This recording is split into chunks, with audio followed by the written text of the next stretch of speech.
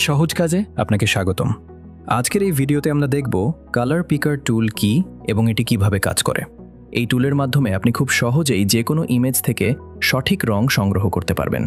এছাড়াও প্রয়োজন অনুযায়ী কালারের কোড কপি করে ডিজাইনে ব্যবহার করা যাবে, ফলে আপনার ডিজাইন আরও প্রফেশনাল ও নিখুঁত হবে। প্রথমেই কাজ শুরু করার জন্য উপরের মেনু বারে সহজ টুলস নামে একটি ট্যাব দেখতে পাবেন। এই ট্যাবের ওপর মাউস নিয়ে গেলে একটি ড্রপ ডাউন মেনু ওপেন হবে। এখান থেকে ইমেজ টুলস অপশনে যান।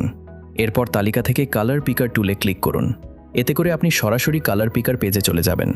পেজে প্রবেশ করার পর কিছু সংক্ষিপ্ত নির্দেশনা দেখতে পাবেন, যেখানে কালার সংগ্রহ করার প্রাথমিক ধারণা দেওয়া থাকে। উপরের ডান পাশে আপনি দুটি অপশন দেখতে পাবেন, ছবি থেকে এবং কাস্টম রং। কাস্টম রং অপশনে প্রবেশ করলে বিভিন্ন কাস্টম রং দেখতে পাবেন। আপনার পছন্দ অনুযায়ী রং সিলেক্ট করতে পারেন। রং নির্বাচন করা হয়ে গেলে বাম পাশে নির্বাচিত রংটি দেখা যাবে। এখান থেকে আপনি hex colour code, RGB value অথবা HSL ভ্যালু কপি করে আপনার ডিজাইনে ব্যবহার করতে পারবেন। এরপর ছবি থেকে কালার সিলেক্ট করার জন্য ছবি থেকে অপশানে ক্লিক করুন।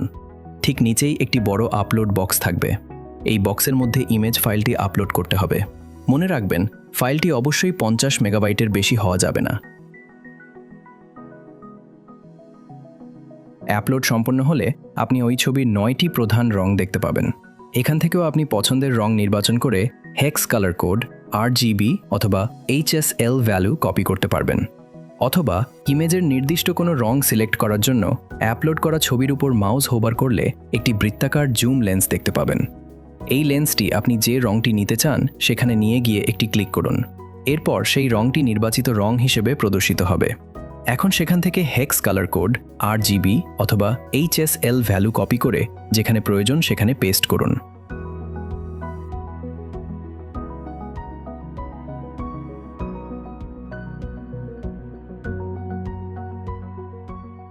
এভাবেই আপনি নির্দিষ্ট কালারটি আপনার ব্যাকগ্রাউন্ড, বাটন, টেক্সট, শেপ ইত্যাদিতে ব্যবহার করতে পারবেন। এতে আপনার ডিজাইন আরও আকর্ষণীয় হবে এবং কাজও দ্রুত সম্পন্ন করা যাবে। আশা করি এই টিউটোরিয়ালটি আপনার উপকারে এসেছে। যদি আপনার কোনো প্রশ্ন থাকে বা আরও কিছু জানতে চান, তাহলে অবশ্যই কমেন্ট বক্সে জানাবেন। ভিডিওটি দেখার জন্য ধন্যবাদ।